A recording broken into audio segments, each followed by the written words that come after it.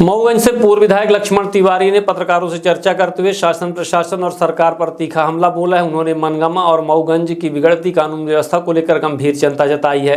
लक्ष्मण तिवारी ने कहा कि मनगामा उनकी जन्मभूमि है और मऊगंज उनकी कर्मभूमि।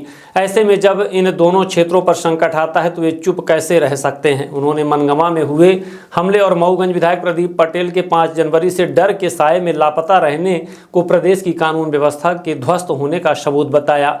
उनका कहना है कि जब सत्ताधारी दल के विधायक ही सुरक्षित नहीं हैं तो आम जनता की सुरक्षा की क्या गारंटी है। पूर्व विधायक ने मुख्यमंत्री पर सीधा हमला करते हुए कहा कि यह गृह मंत्री होने के नाते उन्हें इस विफलता की नैतिक जिम्मेदारी लेते हुए तत्काल इस्तीफा दे देना चाहिए। उन्होंने यह भी कहा कि अगर विधायक जनता को गुमराह कर रहे हैं तो उनका नार्को टेस्ट कराकर सच्चाई सामने लाई जाए।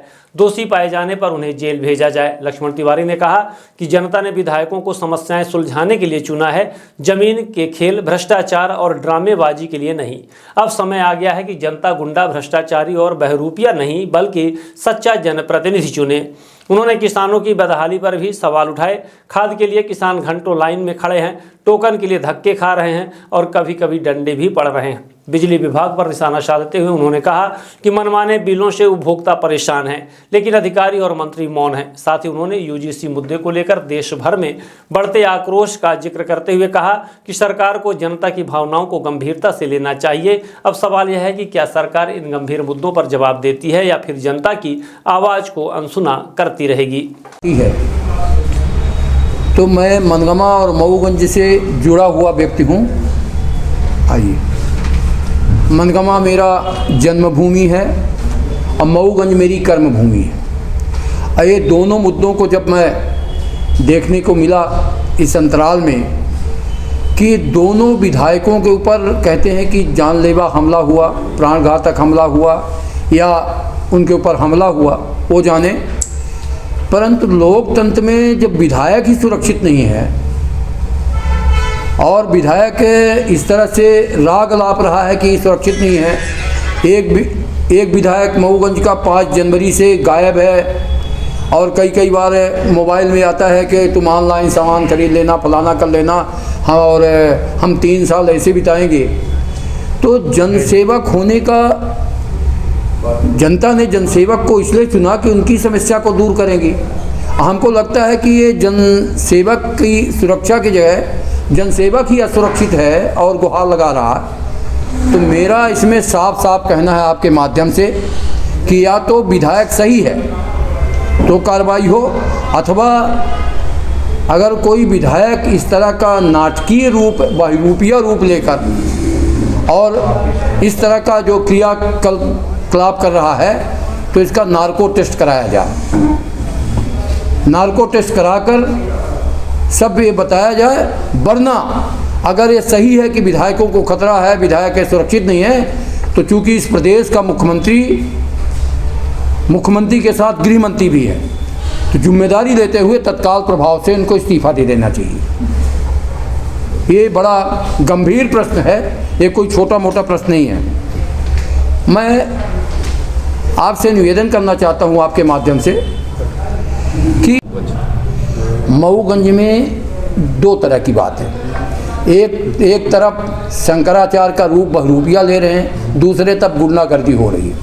और गुंडा और शंकराचार्य के बीच जो ये खेल चल रहा है मिला जुला, यही मूसा गैंग है। वहाँ कोई मूसा गैंग नहीं है, क्योंकि मैं वहाँ का विधायक रहा हूँ, मेरा 30 साल का संघर्ष है। वहाँ कोई न मूसा गैंग है न मूसी गैंग है, वहाँ गैंग है रुपये के खेल का।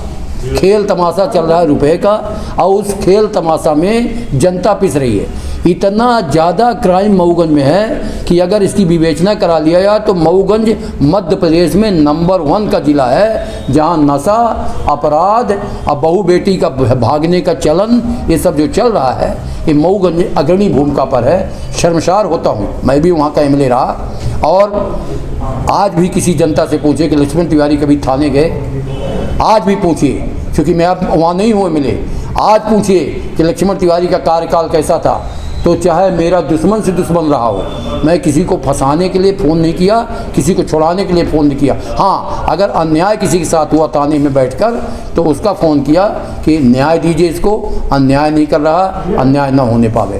तो मऊगंज तो अब इस समय चर्चा का विषय है। जातिवाद का भी काफ़ी ज़्यादा वहाँ खुल के जातिवाद है ब्राह्मण वर्ग को छोड़कर। मऊगंज विकास की ओर शादियों में हमेशा भाग लेते नजर आए हैं। थानों में वो थाना प्रभारी को आधी रात को ट्रांसफ़र करवा देते हैं। अभी ज़मीन खाली कराने के लिए वो खुद धरने पे बैठ गए थे। क्या मानते हैं कि वो केवल अपने उल्लू सीधे करते हैं? देखिए, जब मैंने पहले ही कहा कि जब कोई विधायक ज़मीन के खेल में शामिल हो जाएगा, कोई विधायक मारपीट के खेल में शामिल हो जाएगा, तो मेरा मानना है कि अगली बार उसका अंत हो जाना चाहिए। जो अब टर्नओवर है उसको तो कोई इस्तीफ़ा ले नहीं सकता, क्योंकि ये सरकारों में दम नहीं है। मैंने पहले कहा कि गृह मंत्री और मुख्यमंत्री दोनों पद क्या ज़रूरी है कि ये परंपरा में रखे रहे। 2 साल से ज़्यादा हो गया जब एक मुख्यमंत्री खुद गृह मंत्री का भी पद लेके बैठा है, तो इससे साफ जाहिर है कि जब ऊपर चोर बैठे हैं तो नीचे तक भी इसका लाइन जा रही है। मैं तो निंदा करता हूँ, एक तो पहले कि किसी झगड़ा प्रसाद का निंदा करता हूँ, अब विधायकी की कोख में कलंक लगाने वाले लोगों का तो मैं ये कहता हूँ कि विधायक बन गए तो दूसरे विधायक शर्मसार हो रहे हैं कि कैसा कृत्य है। इसकी मैं निंदा भी करता हूं और जनता से अपील भी करता हूं कि अगर इसी तरह के विधायक आप चुनते रहे, इसी तरह लोकतंत्र में खेल तमाशा चलता रहा तो देश को खतरा है, देश के लोकतंत्र को खतरा है। सरेआम, खुलेआम और दल के दायरे से भी ऐसे लोगों को अगली बार मतदान जनता ना करे। ऐसे विधायकों, ऐसे सांसदों को जो हितों की, कल्याण की बात न करके बेईमानी की बात सरेआम कर रहे हैं, इनको जनता मतदान न करे। लक्ष्मण तिवारी की तरफ से अपील है, चाहे उसमें लक्ष्मण तिवारी गलत करता हो तो लक्ष्मण तिवारी को भी ना मतदान करे। कि मेरे खुलेआम, सरेआम और ऑल इंडिया से अगर ये बात जाए, मुद्दा तो वही हो गया श्रीमान जी, उन्होंने बोला। हाँ, मैं समझ रहा हूँ उनकी बात। नहीं तो अब आप खुल के बोलिए, नहीं, वक्त आ गया है। मैं तो खुल के ही बोल रहा हूँ, मगर जो मैंने कहा ना कि ब्राह्मण को छोड़कर एक शब्द मैंने कहा, देखिए मैं अब गंभीर हूँ इसलिए ज़्यादा नहीं बोलूँगा, क्योंकि अगर जो सबसे ज़्यादा अपमानित है वही आगे कदम नहीं बढ़ा रहा, ये आपस में लड़ रहे हैं, इस लड़ाई के कारण ये सारे खेल हो रहा है। मतलब समाज समाज पार्टी जैसी पार्टी की आवश्यकता फिर से आ पड़ी क्या? जनता महसूस करेगी। मैं तो क्या कहूँगा, मैंने तो तन मन धन और उसके बदले में किडनी दे दिया, उसके बदले में अर्थ दे दिया। जहाँ आप बैठे हमारा 20 साल पहले बनना चाहिए, अब विशाल होना चाहिए, वो टुकड़ों में बन रहा है। हमने तो जो कुछ था सब कुछ दे दिया है। और आगे जो बोनस लाइफ पर मैं चल रहा था, ये मेरी बोनस लाइफ है, जो दोनों कितनी चली गई थी, तो मुझे कुछ नहीं करने की जरूरत नहीं।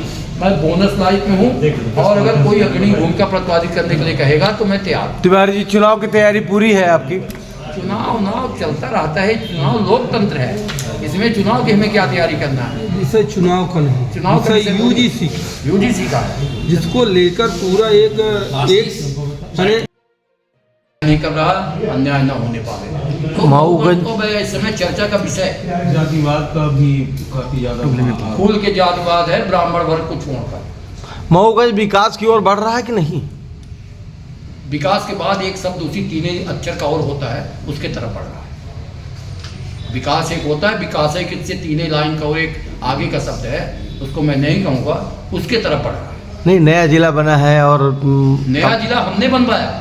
हमने विधायकी काल में 3 साल हमने झोपड़ी बना के घास फूस का रह के मैंने जीवन काटा है। नया जिला बनाया था कि लोग सुखमय होंगे, लोगों को उन्नति होगा, उत्तरोत्तर वृद्धि होगी, एक कल्पना के साथ नया जिला बना था, मगर वो उल्टा गया। जमीनों की कीमत बढ़ रही है। हाँ, जमीन का रेट बढ़ गया, विधायकों का मजा हो गया, विधायक जो अपोजिशन में लीडर है उनके मजे हो गए। ये तो खेल ही चल रहा है जमीन का। जमीने में तो पैसा, अरीबा में भी खेल चल रहा है। जितने बाईपास यहाँ हैं और जितने रोड निकल रही बाईपास की चारों तरफ, क्या मान रहे हैं यहाँ विकास जमीन का हो रहा है कि लोगों के कल्याण जेब बनने का हो रहा है? ये खेल ही चल रहा है, लंबा खेल है। और जमीन का खेल, जमीन से खिसके जब तो लोग जेल की सीखों पर रहेंगे। नहीं तो वहाँ की समस्याओं के लेकर जनता के लिए आंदोलन नहीं कर रहे हैं आप तो विधायक को। मैं दौड़ रहा हूँ, लगातार दौड़ रहा हूँ वहाँ की समस्याओं के लिए, और यहाँ तक कि मैं तो जिस दल में रहता हूँ उस दल का भी व्यक्ति अगर कोई गड़बड़ करेगा तो उसके बारे में भी बोल देते हैं। अभी कौन सा दल अच्छा है? सारे दल अच्छे हैं, लोग अच्छे हों तो दल अच्छा है। मैं कोई दल बुरा नहीं होता, दल बुरा होता है, दल है, दल है ही नहीं। एक समय कि खाद के लिए, बीज के लिए मध्य प्रदेश की जनता और रीवा संभाग में मैं दौरे पर आता हूँ, लोग लाठी लेके खड़े हैं, डंडा से पिट रहे हैं, टोकन लेने के लिए 8-8, 10-10 घंटे लाइन पर खड़े हैं। और एक तरफ सरकारें कह रही हैं कि मैं बड़ा काम कर रहा हूँ, विकास का काम कर रहा हूँ। आपको ध्यान होगा और आपके माध्यम से मुझे भी देखने सुनने को मिला कि हमारे यहाँ के माननीय उप मुख्यमंत्री जी रोज़ रोजगार मेला लगाते थे। सोलर प्लांट का जब उद्घाटन हुआ गुड़ में तो कहा करते थे कि स्थानीय कैबिनेट में भी पारित किया कि स्थानीय लोगों को हम 70% रोजगार देंगे प्रायोरिटी के आधार पर। जब अल्ट्राटेक में भर्ती की बात हुई और कई तरह की बात हुई तब भी कहा गया कि स्थानीय लोगों को हम इसमें रोजगार मुहैया कराएंगे। तो ऐसा लगता है कि उप मुख्यमंत्री जी यहाँ के लोगों को रोजगार, अगर रोजगार मिला है तो आप हमको बताएं, जनता को बताएं, इसका स्पष्टीकरण दें कि फलाने फलाने जगह पर रोजगार मिला है, और नहीं तो आप सरेआम झूठ बोल रहे हैं। क्योंकि जो ये रोजगार मेला लगता है 5 करोड़, 7 करोड़, 8 करोड़ इन्वेस्टमेंट में इसका खर्च दिखाते हैं आप, और जो रोजगार जो कंपनियां आती हैं वो लगभग 8,000, 10,000, 12,000 देती हैं और 2-3 महीना में वो काम उनका ख़त्म हो जाता है, निकाल दिए जाते हैं। ये तो वास्तविकता है, इससे हट नहीं सकते। मैं इस रोजगार मेला का विरोध भी कर रहा हूँ और ये भी कह रहा हूँ कि झूठ बोलने की क्या ज़रूरत है जब सारा काम मशीनरी है।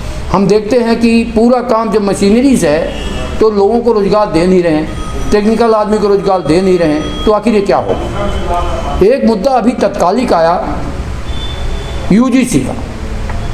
ये यूजीसी में कोई किसी के विरोध में नहीं हूँ, मगर इसके विरोध में हूँ कि एक चर्चा का विषय पूरे देश में बन गया कि युवा जो छात्र, पढ़े लिखे छात्र, किसी भी वर्ग के छात्र हों, और ख़ास तौर पर उनको जिनको सरकारी सुविधा नहीं मिलती, उनके छात्रों की स्थिति तथाकथित ऐसा न हो जाए कि ये देश युवाओं के कारण, एक बार आगजनी हुई थी आरक्षण में, बहुत सारे लोग ख़त्म हुए थे, और अब ऐसा न हो कि यूजीसी का मामला इतना तूल पकड़ जाए कि नरेंद्र मोदी जी आपको संभलेगा नहीं ये मामला।